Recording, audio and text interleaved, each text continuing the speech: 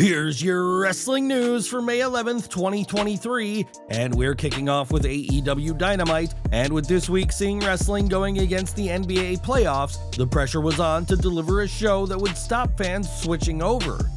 In the show's main event, Jon Moxley faced off with Kenny Omega in a steel cage match, and things were brutal from the get-go. Even before the match begun, the Elite and the Blackpool Combat Club clashed, and the bout itself saw the use of intense strikes, the cage itself, and a barbed wire-wrapped steel chair. One gruesome spot saw Omega put Moxley onto broken glass to counter his sleeper hold, but none of these weapons proved to be the difference in this war of two of AEW's very best.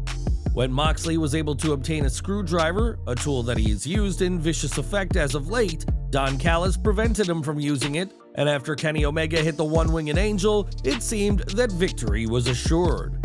That was until Callis betrayed Omega, attacking him with the screwdriver, and not only did this allow Moxley to get the win, but also marked the end of the long-established alliance between Omega and Don. In the post-match scene, Callis showed conflicted emotions and kissed Omega's forehead before pushing him to the mat.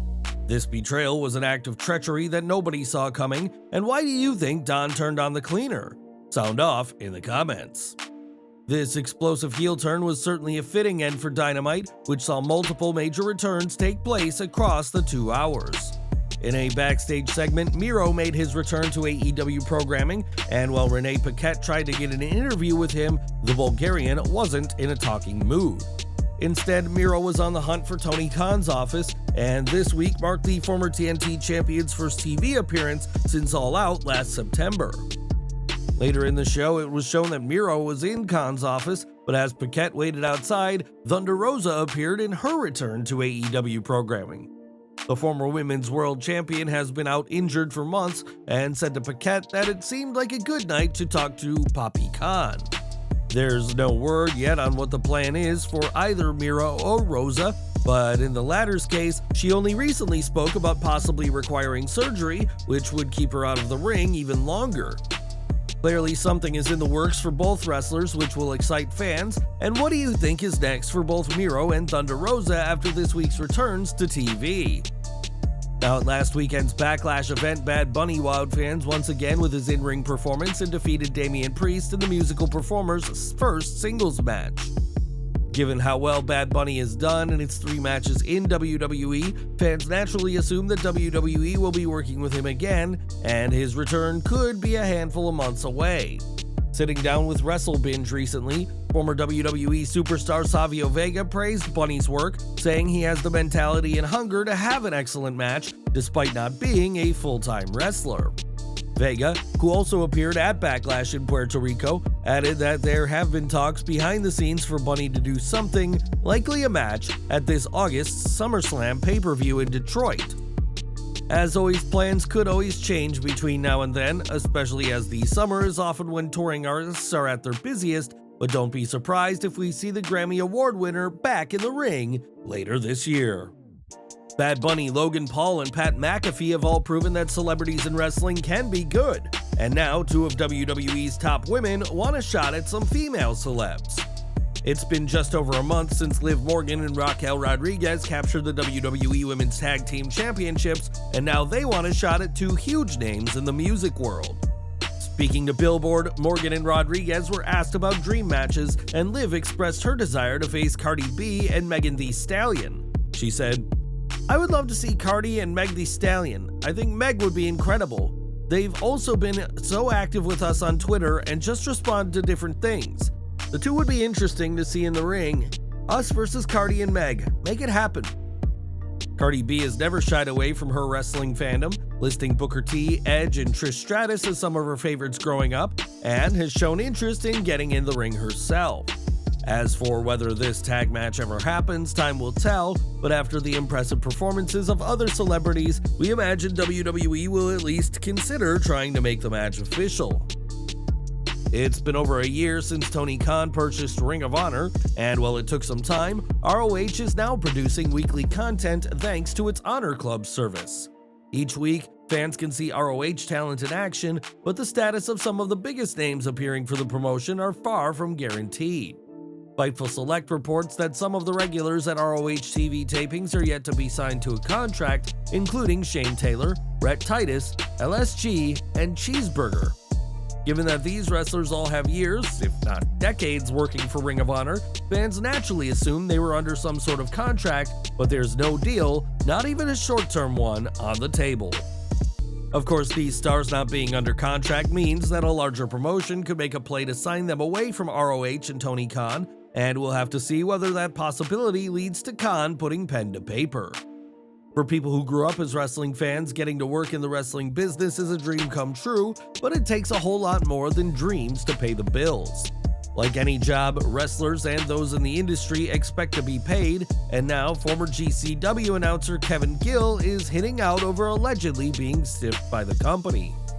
Gill was the voice of GCW from 2019 to September 2022 and announced some of the company's big matches, and during the Business of the Business podcast, laid out his accusations at GCW.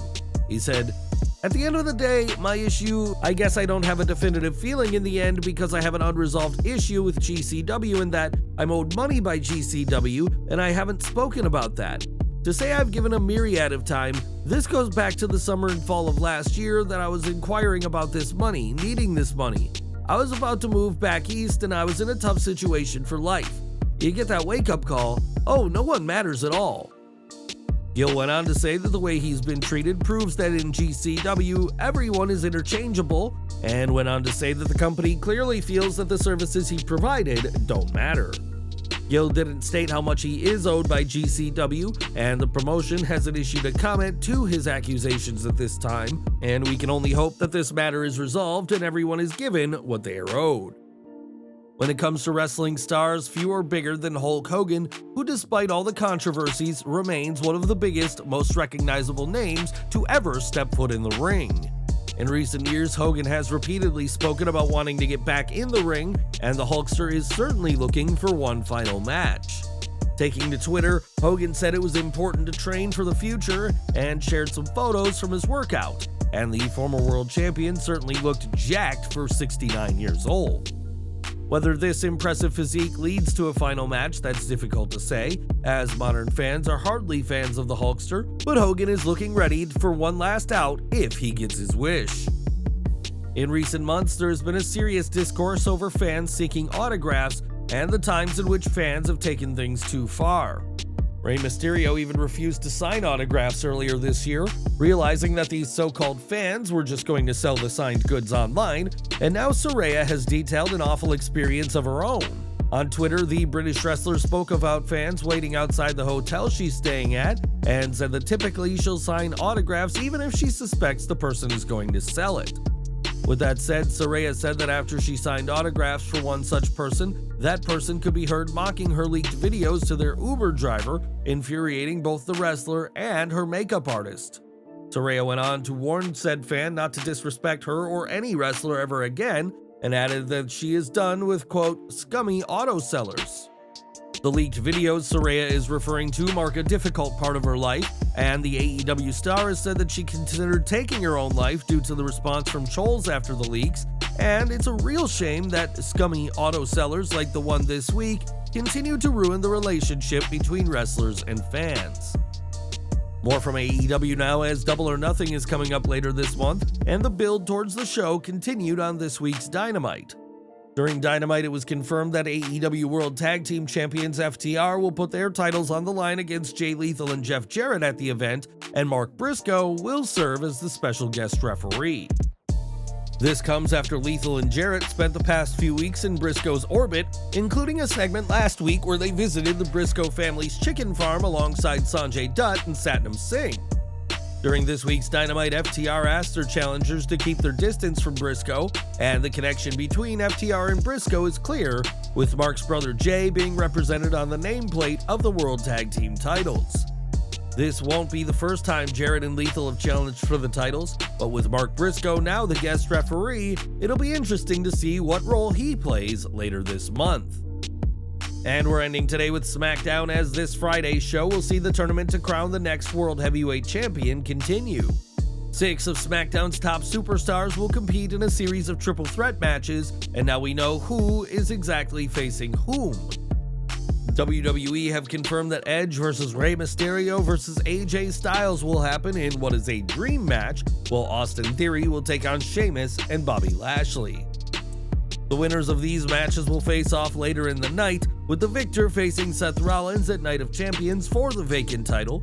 And who do you want to see leave Jeddah as champion?